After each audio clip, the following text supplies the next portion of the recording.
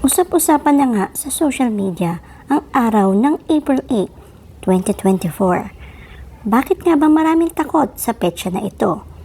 At bakit sinasabing bawal lumabas sa araw na ito?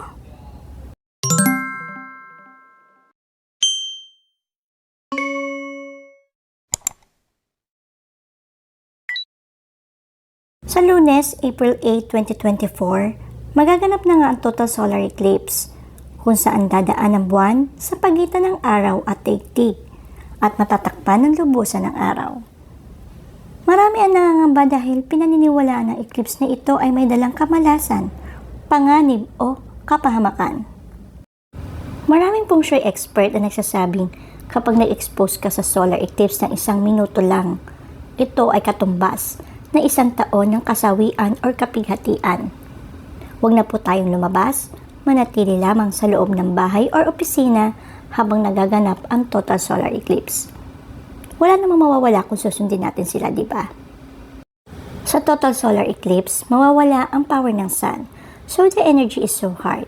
Kung meron nga kayong pinagdaanan o problemang kinakaharap before April 8 at lumabas kayo at na-expose kayo sa eclipse, mas grabe pa po ang problemang darating sa inyo. Baka hindi na po kayo makaahon. So refrain from going out. Better stay at your home with your friends, relatives, or friends. Yan, manood kayo ng TV, magdasal kayo, magluto kayo, gawin yung maging abala kayo sa gagawin nyo habang may eclipse. Ang mga lugar na tatamaan ng total solar eclipse ay ang bansang Amerika, Canada at Mexico. Sa Pilipinas, hindi naman ito visible, kaya huwag tayong mag-alala. Ang mga kababayan lang po ang tatamaan ng solar eclipse na ito. Ang total solar eclipse ay magsisimula sa oras ng 11:42 p.m. at tatagal ng 4:52 a.m. oras sa Pilipinas. Ito ay gabay lamang mga kapatid na sa atin pa rin ang desisyon kung maniniwala tayo at susundin natin sila. Hanggang sa muli,